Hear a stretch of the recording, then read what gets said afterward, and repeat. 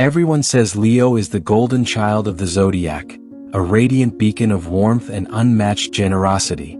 They are not. Leo is a master of the transactional spotlight, a soul starving for a reflection that proves they exist.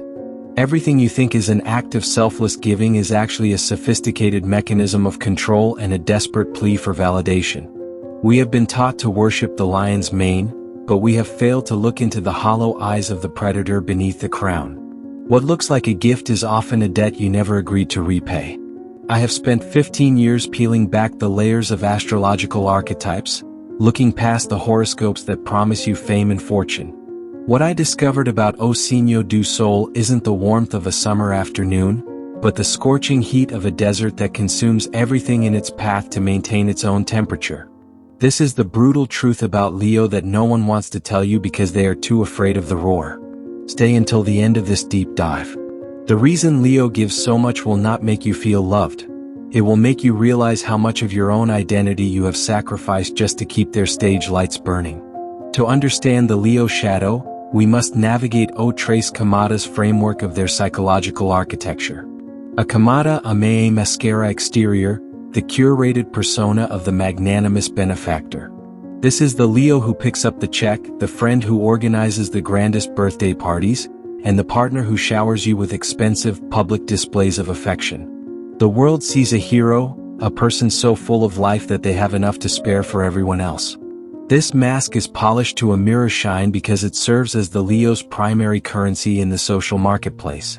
They buy loyalty with grandeur and purchase silence with kindness. Beneath this shimmering surface lies a Camada dois, a defesa compensatoria. This is where the dark Leo operates. Here, generosity a transformada m arma. If a Leo gives you everything, you can never leave them without looking like a villain. This is a psychological insurance policy against abandonment. By being the most giving person in the room, they establish an unspoken hierarchy where they are the source and you are the dependent. This behavior compensates for a profound lack of internal worth. Leo neo acredita que a amavel por quem a, enteo tenta esse tornar indispensable pelo que fornice. It is a defensive maneuver designed to ensure that the spotlight never shifts away, because in the darkness of the wings, they feel invisible. Finally, we reach layer 3, the core truth. At the center of the Leo sun is a cold, terrifying void. The trauma that fuels the Leo shadow is the fear of insignificance. It is the primal scream of a child who was only noticed when they were performing, winning, or being special. This is the invisibility wound. To a Leo, being ordinary is synonymous with death. Their narcissism isn't about believing they are better than you, it is a frantic, lifelong effort to convince themselves that they exist at all. They need your applause not to feed their ego but to confirm their pulse. Without an audience to reflect their light, they disappear into the shadows of their own self-doubt. Before we go deeper into how this manifests in real life, consider subscribing to Beyond the Zodiac if you are ready to stop romanticizing your pain and start deconstructing your patterns. Consider the story of Julian, a 42-year-old creative director and a quintessential Leo. Julian was known in his circle as the King.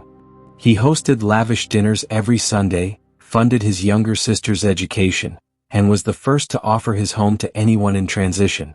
On the surface, Julian was the pillar of his community. But the atmosphere in his home was heavy with an unarticulated tension. His partner, Sarah, lived in a state of perpetual debt. Every time they argued, Julian would list his contributions. The vacations he paid for, the career doors he opened, the emotional support he provided during her father's illness. The breaking point came during Julian's own birthday celebration, an event he had meticulously planned for himself under the guise of giving his friends a night to remember.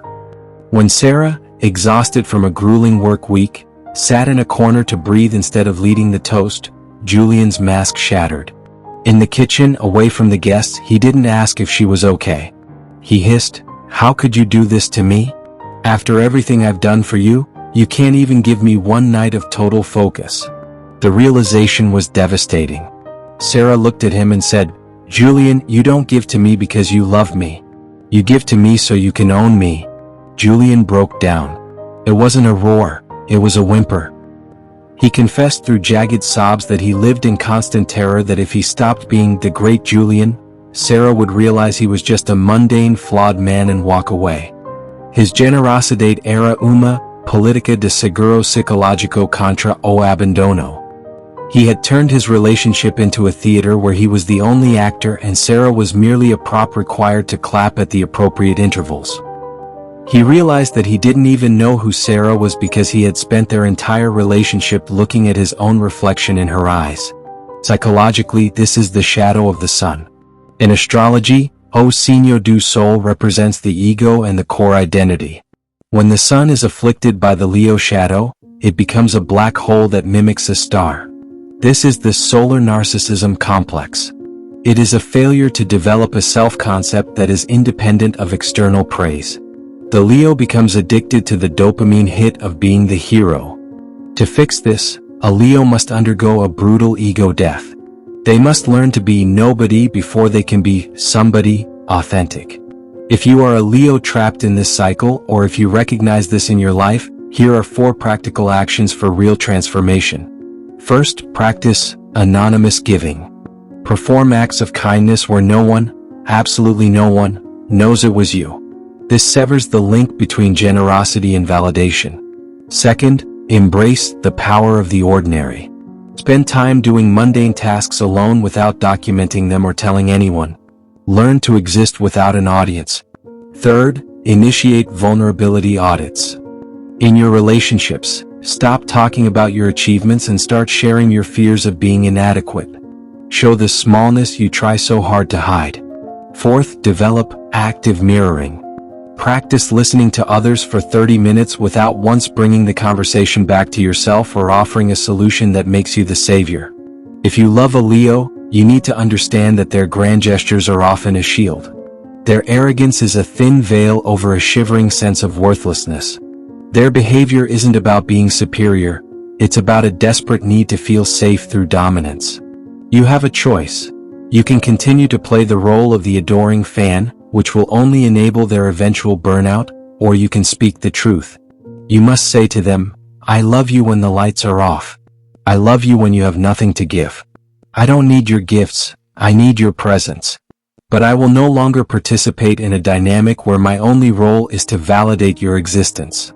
You must be willing to walk away from the spectacle to find the person. Leo isn't the sign of effortless confidence. Leo is the sign of the curated identity and the hidden void. They are not naturally big, they are terrified of being small. If you are a Leo, ask yourself, who are you when the room is empty and the applause has stopped? If the answer frightens you, you are finally standing at the threshold of real self-knowledge. The king must abdicate the throne of the ego to find the kingdom of the soul. Are you a Leo who has used generosity to control your environment? Or have you been the audience for a lion who refused to share the stage? The path to growth is paved with the uncomfortable truths we tell ourselves in the dark. Comment below with your experience. Let's strip away the masks together. Our next video will explore the icy walls of Capricorn and the trauma of the self-made myth. This is Beyond the Zodiac, where we stop looking at the stars and start looking in the mirror. See you in the next analysis.